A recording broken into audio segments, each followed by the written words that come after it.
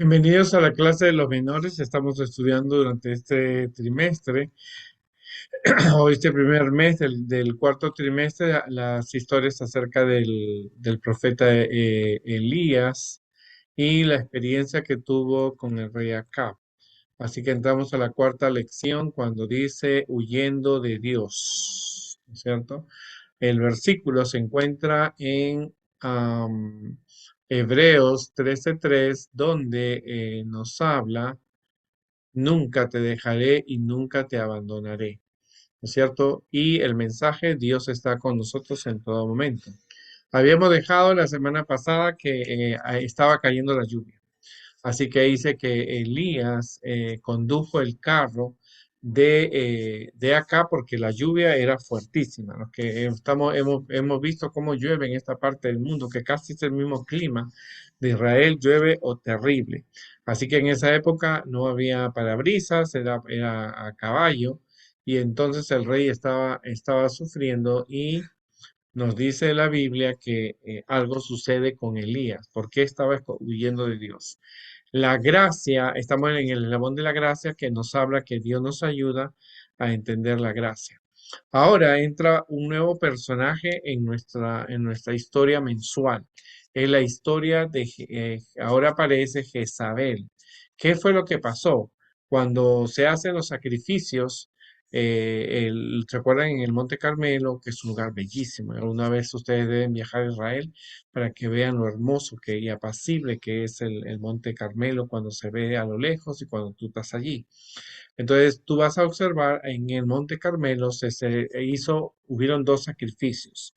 El primero de Baal, acuérdense que el altar de los paganos era circular y el altar de Dios, que era de las 12 piedras. Dios contesta la oración de Elías y demuestra su poder ante su pueblo y destruye acepta el sacrificio y lo consume. En cambio, el altar de Baal no es tocado por Baal, ¿no es cierto? Entonces Elías hace algo. Después de demostrar que Dios era poderoso, destruye, mata, ¿no es cierto? Mata a los sacerdotes. Y la pregunta es, y yo me la decía de niño, ¿por qué mató el profeta a 400 personas? Bueno, esas 400 personas no pidieron perdón, no reconocieron a Dios. Su actitud de adorar ídolos, de hacer sacrificios humanos, de cortarse unos a otros, era en contra de las reglas de Dios y tuvieron que ser destruidos. En esta parte de la historia involucra a Jezabel porque Jezabel parecía que no estaba cuando se realiza este sacrificio, este milagro. ¿Quién fue Jezabel? Hemos dicho que ella fue primero, ella era una princesa de Edom, que se casó con Acab y fue reina de Israel. Ella fue educada, como era de Sidón, fue educada para ser sacerdotisa de Baal y de Acera. Desde pequeña se le enseñó cómo ella tenía que ser una princesa, pero también se le enseñó cómo tenía que ser sacerdotisa para cuidar y enseñar la religión de su pueblo. Era cruel y mentirosa, ¿no es cierto? La Biblia dice que ella se encargó de hacer cartas contra Nabot, que tenía una viña y que realmente acá le gustó. Y cuando él la quiso comprar, le dijo, no, no te puedo vender mi viña. Nabot le dijo, porque la viña que yo tengo es, es de una herencia de mis padres. Acab se puso molesto, se fue a su habitación y entonces le dice, ¿qué te pasa? Ah, ¿tú quieres Nabot? Espérate que yo voy a conseguirte. Mandó unas cartas donde realmente él culpó a Nabot de cosas que no había hecho y automáticamente lo mataron porque dijo que él había hecho cosas contra Dios y fue condenado a muerte y él se dañó de toda esa heredad. Aparte, fomentaba los asesinatos y amenazaba a los hijos de Dios, porque vamos a ver qué le dice Elías, ¿no? Y motivaba el culto pagano, porque ella quería que todo el pueblo adorara a los dioses Sidón. Ahora, y de los otros pueblos que habían por allí. Ahora, hemos visto tres características de tres personajes. Hemos visto de Elías, hemos visto de los sacerdotes de Baal, hemos visto de Acab y ahora vemos de Jezabel. Ahora, Elías era un hombre con debilidades como las nuestras, no era perfecto. O sea, si tú crees que los profetas eran personas perfectas, estás equivocado. Los profetas son seres humanos como nosotros, ¿no?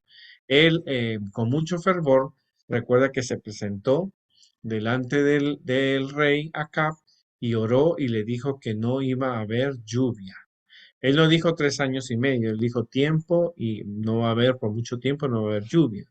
Así que él era una persona de oración y vemos que él volvió a orar, ¿no es cierto?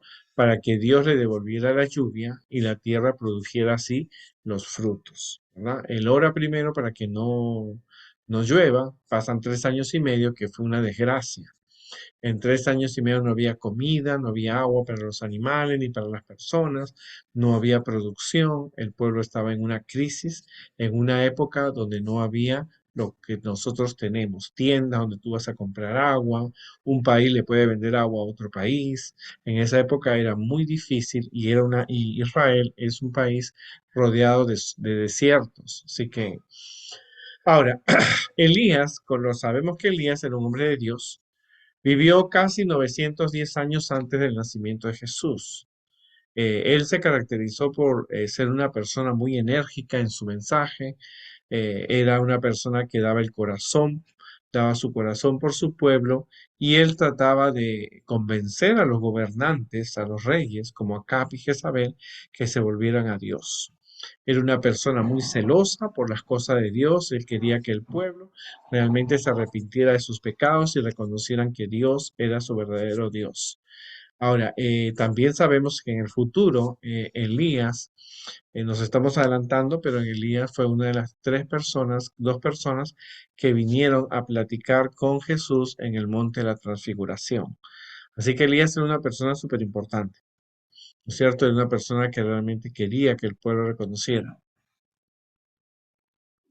Ahora, Elías, su ministerio fue un ministerio sobrenatural. Era un ministerio sobrenatural y una gran enseñanza para nosotros.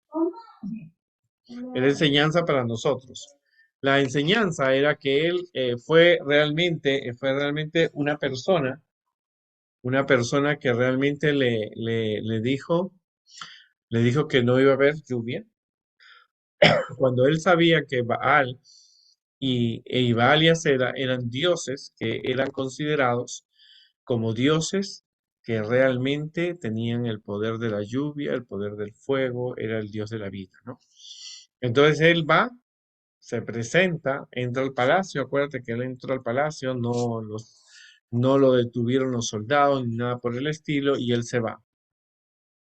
Y luego era un hombre de gran enseñanza, de gran fe, porque él allí, Dios luego, después que hace su misión, él se va a esconder a un arroyo de Kerib, que está en el este del Jordán, que es un lugar muy hermoso también, y él bebe el agua hasta cuando el agua se seca, porque no hubo 3 años y medio lluvia, y Dios le mandaba pan y carne, ¿no es cierto? Pan y carne le mandaba para poder alimentarse, para poder realmente sobrevivir, porque él estaba escondido. Los soldados de Jezabel y de Acab lo buscaron, pero no lo podían encontrar porque Dios tenía protegido a su profeta. Eso nos muestra que su ministerio fue un ministerio muy arriesgado, un ministerio que fue protegido por Dios, mandando cuervos que le daban pan y carne, que le daban pan y carne, ¿no es cierto? Pan y carne. Y le llevaba, y él bebía agua de un arroyo saludable, ¿verdad? Y luego vemos también que la Biblia nos dice que él, después que se secó, Dios lo manda a Sarepta, ¿no? Que era una ciudad un poco más lejos, donde él encuentra una viuda que estaba recogiendo leña para hacer su comida, porque en ese tiempo las cocinas no eran de gas o de algún instrumento, Entonces él le dice que por favor ella tenía un poco de harina y aceite, que era para hacer el pan de pita, que nosotros lo conocemos y que lo hemos comido cuando hemos estado en Israel.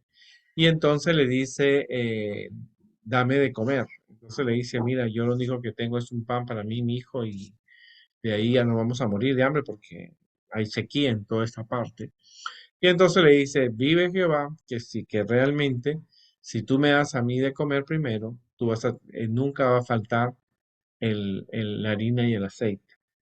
O sea, eso es un milagro, porque una botella contiene un líquido y si tú me dices que nunca se va a acabar y que la harina que tengo en un cántaro no se me va, en una ollita no se me va a acabar, va a ser un milagro. Pero ella obedeció.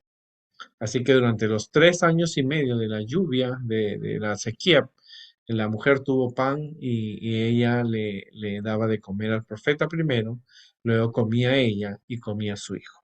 Ahora, eso era como el diezmo, porque la mujer al sacar la harina le daba de comer al profeta, era como sacar el diezmo. Acuérdense que los israelitas diezmaban y era para los sacerdotes. Así que esta mujer estaba dándole del diezmo, le estaba dando al profeta que trabajaba para Dios. O sea, para que tú veas lo interesante que es esta historia que nosotros podemos dar. De repente llegó el momento cuando el profeta ahora ya habían pasado 3 años y medio y ese tiempo fue para que el pueblo entendiera. Dios usa el tiempo para que la gente comprenda. Así que Dios hace que este hombre comprenda, el pueblo comprenda de que realmente esos 3 años y medio sin agua eran no producto de Baal, que estaba molesto, porque Jezabel y los sacerdotes le decían que que Baal estaba molesto porque no habían matado a Elías. Pero el pueblo se dio cuenta de que y a veces la gente iba quizá donde los sacerdotes y de Baal, y le decían, por favor, le decían, haz que llueva y hacían oraciones los sacerdotes, pero no llovía. Así que ellos comenzaron a darse cuenta que el mensaje de Elías era correcto. Así que ahora de repente, entonces, después de 3 años y medio, se aparece, ¿no es cierto? Se aparece y le dice, eh, vamos a reunirnos acá en el Monte Carmelo, porque el Monte Carmelo era un monte que también se adoraba a Dios y se adoraba a los dioses paganos, y vamos a hacer un sacrificio. El Dios que mande fuego y que consuma el sacrificio es el verdadero Dios. Así que todo el pueblo fue invitado, dice que se veía desde la parte alta que tienes que viajar a Israel para que sientas lo que yo sentí cuando estaba en ese lugar tan alto. Hay una figura, una estatua de Elías, que aunque parece bien molesto, no es el personaje que se muestra ahí en la Biblia. Y entonces el pueblo va y primero los 400 sacerdotes de Baal y 450 de Acera estaban ahí y empezaron a hacer su danza, su corte con sangre, con cuchillos, hacían sacrificios como satánicos, como los que nosotros vemos en las películas o los que se ven en muchas sectas o personas que lo practican, pero no cayó fuego. Y Elías se comenzó a burlar. Decían, canten más fuerte, oren, porque a lo mejor está dormido, está trabajando, hay que despertarlo. Y eso era una burla y automáticamente ellos tuvieron que soportar eso. Y de repente cuando terminó la hora, entonces le pide al pueblo que se acerque, construye el altar de Dios. Recuerda que el altar de los paganos, de los dioses paganos como Baal, eran redondos. Los altares de Dios eran construidos en piedra, contando 12 piedras que representaban las 12 tribus de Israel.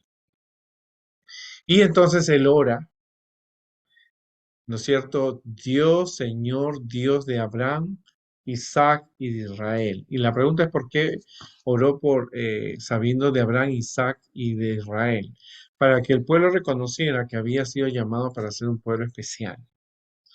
Satanás se había encargado de que todos los pueblos del mundo, los aztecas, los mayas, los egipcios, se olvidaran de Dios. El único pueblo que adoraba a Dios era el pueblo judío porque de allí iba a nacer Jesús. Así que automáticamente les hizo recordar que ellos eran un pueblo especial, un pueblo bendecido. La tierra que ellos tenían había sido dada a ellos. Las bendiciones que tenían, pero ellos sabían por los dirigentes que tenía, por Jezabel y por Acab, habían alejado al pueblo de Dios. Nadie podía adorar a Dios, sino automáticamente era sacrificado, era eliminado, era asesinado. Así que le dice: Tú, Señor, me diste este trabajo. Tú eres quien cerraste los cielos para la lluvia. Haz que esta gente vea que tú eres el poder, eres Dios y que desciende fuego, y el fuego cayó y consumió el altar que le habían echado agua 3 veces, se había hecho un cerco con agua y consumió todo, demostrando el pueblo. Entonces comenzó a decir: Dios es el verdadero Dios, y fue una enseñanza, y la gente reconoció y retornó a los brazos de Dios.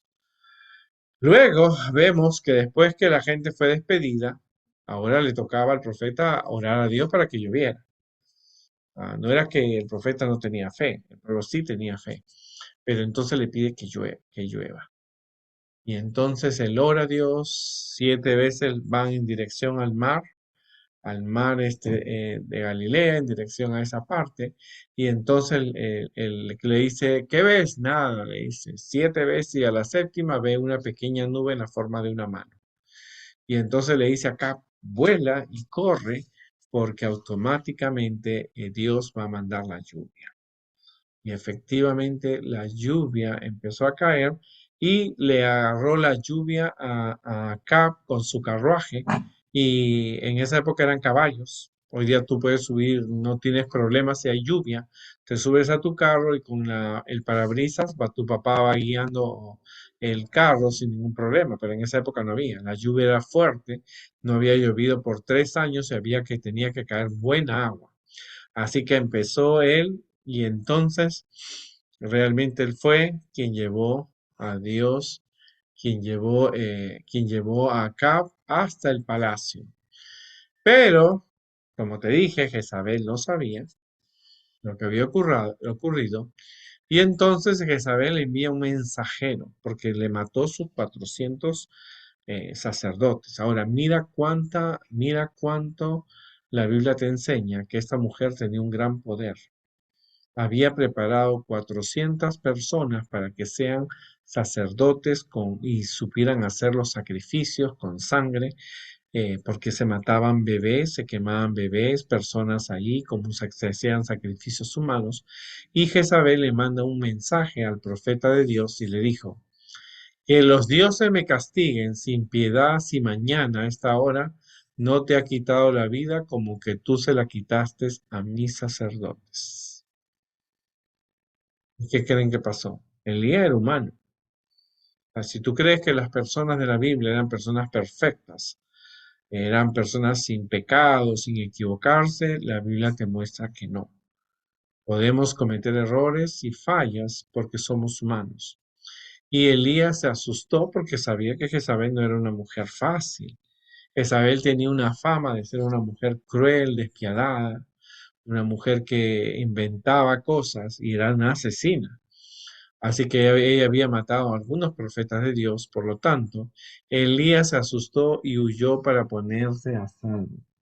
Dice que él llegó a Bersebea de Judá, dejó allí a su criado y caminó todo un día por el desierto. Llegó donde había un arbusto y se sentó a su sombra con ganas de morirse. Estoy harto, Señor, protestó. Quítame la vida, pues no soy mejor que mis antepasados. Luego se acostó debajo del arbusto y se quedó dormido. ¿Y por qué se asustó si era un profeta de Dios? ¿Será que él dudó de Dios? Él estaba súper estresado, porque eso es una palabra que, aunque no está en la Biblia, podemos entenderlo. Él había tenido un día difícil. Él había tenido un día donde había visto los sacerdotes, había tenido que esperar desde las 8 de la mañana hasta las 3 de la tarde con un bautismo, quizás no había comido. Él estaba allí y ahora se había quedado mucho más tiempo y eran muchas horas, él necesitaba un descanso. Y cuando ayuda a Cap a llegar ahí, le cae un mensajero y le dice que la reina ha dicho que te va a matar igualito, igualito como tú mataste a mis sacerdotes. Y él se estresó y escapó. Pero no por eso, pero él reconoce él mismo en su oración que él no era mejor que nadie. Entonces le pide a Dios, mándame la muerte porque honestamente yo no soy mejor que nadie. Y se queda dormido. De repente un ángel le toca y le dijo, levántate y come. Así que como él estaba súper estresado, no había dormido bien, no había comido, él come, se levanta y come y ve un pan cocido en carbones calientes, como se cocinan en Israel, y un jarro de agua. Comió y bebió y se volvió a quedar dormido. Claro, ¿quién no se había, después de todo ese día, encima se va por el desierto de Judea, que es un desierto muy lindo, por cierto, yo me pasé en camello, 10 minutos, pero bello. Y encima camina por el desierto, que nosotros caminamos, una hora, un día, perdón, ni una hora yo lo hacía en el bus y no tenía problema, pero el pobre lo hizo a pie. En ese tiempo él no dice que lo hizo a caballo. Imagínate, estaba súper cansado, era un día, estaba muy estresado, comió y se volvió a dormir. Y luego, nuevamente el ángel, ¿no es cierto?, del Señor regresa y lo toca y le dice, levántate y come, porque te espera un largo viaje. Entonces se levanta, come y bebe. Y fue, dice, fortalecido por aquella comida, y viajó 40 días y 40 noches hasta Horeb, el monte de Dios, y allí pasó la noche en una cueva. Imagínate. Ahora imagínate, él sale huyendo. Sale huyendo no de Dios, él sabe lo que sale huyendo es de la maldad de esa mujer. Ahora él realmente se acerca, ¿no es cierto? Se acerca a Dios, se acerca allí, pero él huye, ¿no es cierto?, de las amenazas de esta mujer. Y no es que él tenía miedo, en realidad sí tenía miedo, pero parece que él estaba asustado. Pero él sabía que Jezabel era una mujer de cuidado, una mujer. Pero luego Dios se encarga de su profeta y lo fortalece, ¿no es cierto? Y lo fortalece porque él huyó a un lugar que Jezabel no lo podía alcanzar. Quizás sí, quizás no, pero en esa época era difícil porque no lo habían encontrado 3 años y medio, no lo iban a encontrar ahora.